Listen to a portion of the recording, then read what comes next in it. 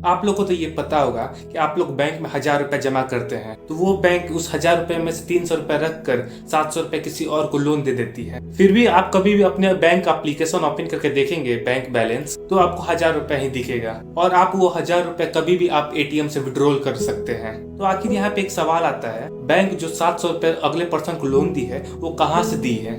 क्या बैंक अपने जेब से दी है? नहीं, बैंक तो अपनी जेब से दे नहीं सकती। तो फिर अगले पर्सन को बैंक लोन कहाँ से देती है? हम लोग आज की वीडियो में यही जानेंगे कि बैंक आखिर पैसे कैसे बनाती है। तो ये सब जानने से पहले थोड़ी सी पास्ट में चलते हैं। बार्टर सिस्टम, आखिर बार्टर सिस्टम होता क्या है? आप लोग 9th-10th के हिस्ट्री की बुक पढ़े होंगे तो आप लोग जानते होंगे बार्टर सिस्टम के बारे में। नहीं जानते तो मैं बताता हूँ। बार्टर सिस्टम मतलब लेन देन।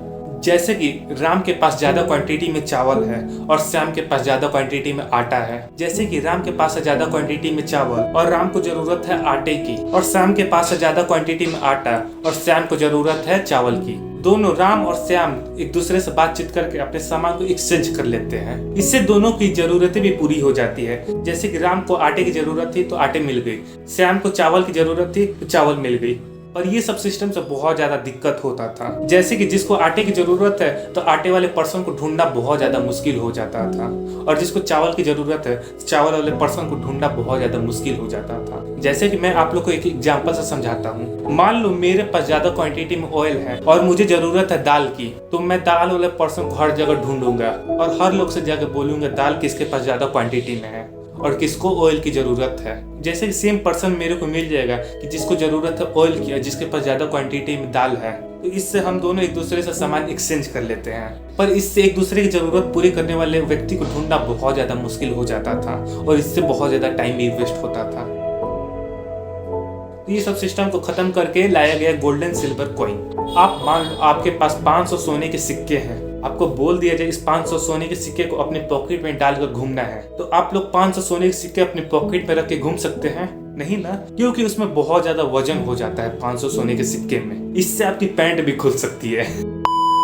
और पहले के जमाना में चोरियां भी बहुत ज्यादा होती थी, इसीलिए चोरी के डर से लोग सोने के सिक्के को लेकर घूमना पसंद नहीं करते थे। इसी सब की वजह से हर गांव में एक मुनीम रहता था जो कि जिसके पास ज्यादा सोने के सिक्के हैं उस सोने के सिक्के को मुनीम के पास गिरवी रख देता था और बदले में मुनीम से कागज का टुकड़ा ले लेता था और जिस पे मुनीम का मोहर किया रहता था और उस पेपर पे लिखा रहता था कि इस व्यक्ति ने मेरे पास इतने पैसे जमा किए हैं इस दिन को। और उस पेपर के टुकड़े को लेकर मुनीम से बाजार में चले जाते थे कुछ भी चीज लेने के लिए। जैसे कि उस व्यक्ति ने मार्केट से कुछ भी सामान खरीदा तो सामान के बदले उस पेपर के टुकड़े को दुकानदार को दे देता था और बोल देता था कि इस पेपर के बदले जाके सोने के सिक्के तुम ले लेना कभी भी। पर लोग कभी जाते नहीं थे उस मुनीम के पास उस सोने के सिक्के को लेने के लिए, क्योंकि लोग उस कागज के टुकड़े से ज्यादा कंफर्टेबल थे और लोग उस कागज के टुकड़े से कहीं भी ट्रेड कर लेते थे। उस व्यक्ति ने कुछ और सामान खरीदा और उस पेपर को अगले वाले पर्सन को दे देता है। ऐसे ही करते करते वो पेपर का टुकड़ा हर जगह हर बाजार में घूमता रहता था। कभी वो पेपर का टुकड़ा मुनीम के पास वापस जल्दी जाता नहीं था,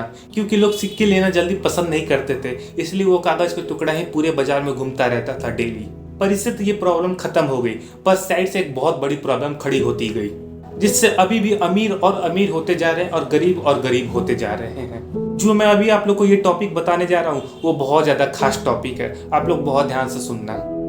ऐसे ही धीरे धीरे करते करते मुनीम के पास हजारों लोग तो अपने सोने के सिक्के रखकर एक कागज का टुकड़ा लेकर चले गए। इसी की वजह से मुनीम बन गए सेठ जी, और सेठ जी के पास एक जबरदस्त आइडिया आया। उन्होंने सोचा जो मेरे पास लोग अपने सोने के सिक्के देकर गए हैं वो कभी तो आते नहीं है लेने, और मेरे खुद के हाथ से बनाए हुए कागज के टुकड़े को लोग करेंसी समझते हैं, उसी कागज से लोग हर जगह ट्रेड करते हैं, क्यों ना मैं इससे एक धंधा स्टार्ट कर दूं। और सेठ जी ने एक दिमाग लगाया और बोला, सेठ जी ने बोला मेरे पास 1000 लोग तो एक ही दिन नहीं आएंगे अपने सोने के सिक्के लेने के लिए। हाँ, एक दिन में 100 लोग आ सकते हैं अपने सोने के सिक्के लेने के लिए, पर 1000 लोग कभी एक साथ नहीं आ सकते। क्यों ना मैं इस सोने के सिक्के को किसी और को लोन पे दे दूं। जो 1000 लोग मेरे को सोने के सिक्के दिए हैं उसमें से 500 लोगों का सोने के सिक्के को मैं किसी और को लोन दे देता हूँ। इससे मेरे को लोन के सूद भी मिलेंगे, सूद मतलब इंटरेस्ट भी मिलेंगे, और मैं दूसरे के पैसे को लोन देकर खुद मैं अमीर होते जाऊंगा।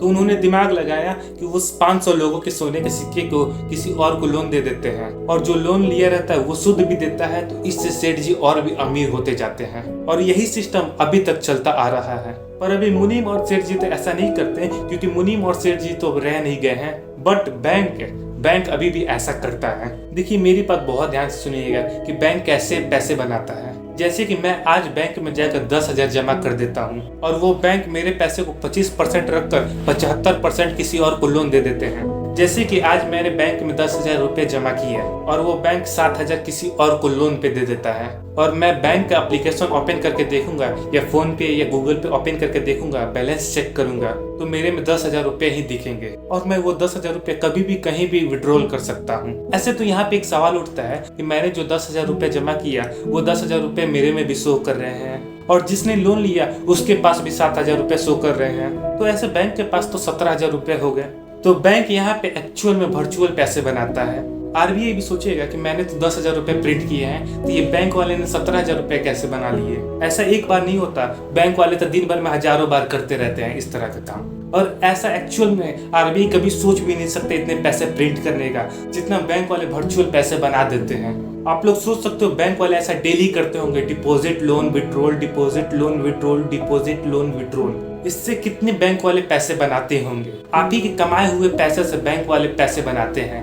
बैंक वाले पैसे इतने ज्यादा बना चुके हैं कि पूरे वर्ल्ड का पैसा भी एक जगह ला दिया जाए तो फिर भी कम पड़ सकता है। इसलिए अमीर और अमीर होते जा रहे हैं और गरीब होते जा रहे हैं।